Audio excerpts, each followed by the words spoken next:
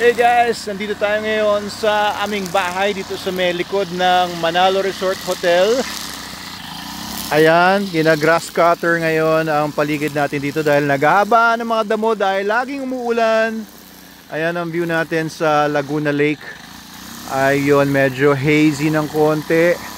At dito, banda rito, sa likod nitong mga to, pagka nalinisan, makikita nyo na yung Manalo Resort Hotel sa likod. At ito yung aming bahay na pinapatayo, ang aming retirement home. Ayan, so dito sa likod may mga bulubundukin pa. At ayun. Okay, so i-develop natin itong lupa kasi natin. At ayan, gagawin natin tong subdivision balang araw. Kasi kailangan ko na magbenta ng lupa, wala na kasi akong pera. Kailangan ko ng pera, kaya baka ibenta po natin ito. At syempre kukuha muna tayo ng mga permits, ganyan-ganyan. Tingnan natin, balitaan ko kayo no, sa journey namin. Nagsimula tayo dito kasi mga 2 years ago. Although binili natin tong lupa na to ng 2015 pa sa aming mga kinikita sa Manalo K9. Napundar namin ito ngayon. Baka pagka natayuan namin ng bahay yan, hindi naman namin magagamit yung malaking bahagi nito, isa-subdivide na lang natin. Ayun o, tumutubo yung mga halaman natin dito, mga tinanim starting mga 2 years ago. Ayan, may mga kamote ako dyan, may mga dwarf coconuts, may mga rubber tree, lemon lime, at maraming saging doon. Ayan, at meron ako tinanim dito, Adam. Tapos meron dito mga papaya. Doon din may mga papaya na nagtutubuan. Ayun. Tapos dito hopefully nga ay makita na natin to pagka nalinis ni Pugo to hanggang dito, ay makakababa doon sa mga may burol tayo dyan sa baba hanggang dito. Tapos may daan ito pababa, pa-slide doon sa baba, and kapag naabot yon, makikita yung mga ibang portions ng lupa natin dito sa baba.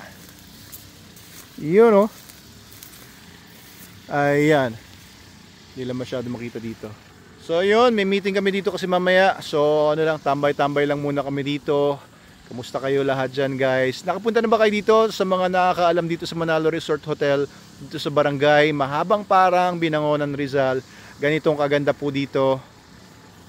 Ayan o, nature na nature. Banda dito makikita nyo naman ang bandang hala-hala. Hala-hala! At doon, banda doon, mga pililya. Sa likod nitong bundok na ito ang Talim Island. At syempre ito, ayan, makikita nyo dito ang yan ang natatakpan lang na maulap yung Mount Makiling. Ayun, ewan ko lang kung mapapansin niyo no, yan yung tuktok, yan yung Mount Ticulio sa Talim Island. At banda dito naman ang mga bundok ng Tagaytay. Ayan.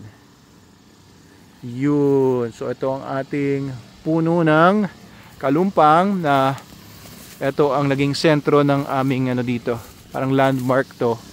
Ayun yung mga bunga ng kalumpang. Para sa nakakaalam sa inyo, yan, mga wild almonds yan. Ang sinasabi nila kapag namulaklak yan ay ang baho daw, may tae. Yan. Alright. At ayun pala si Madam Snooki. Madam Snooki, okay ba ang aming matching mga sombrero? Tika dito an. Ayan, di ba? Ano? Oo, rinigaluhan niya ako ng matching sombrero. Matching sombrero? Oh, matching. Para sa mga matching. Yan. Ganda talaga pagka nalilinis. Oh. Buti na lang nandito si Pugo. Aming security guard na mahilig magdamo.